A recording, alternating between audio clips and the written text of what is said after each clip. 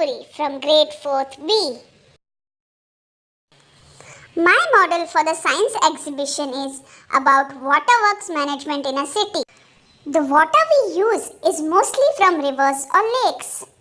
It is passed through filters to remove dirt. In settling tanks, the insoluble impurities settle down. Then it is filtered again. Chlorine is added to kill germs in the chlorination tank. Then clean water is pumped to our homes and factories. This is how we get clean and pure water through waterworks in our city. I hope you enjoyed watching my exhibit. Thank you. So friends, please like and subscribe to my channel.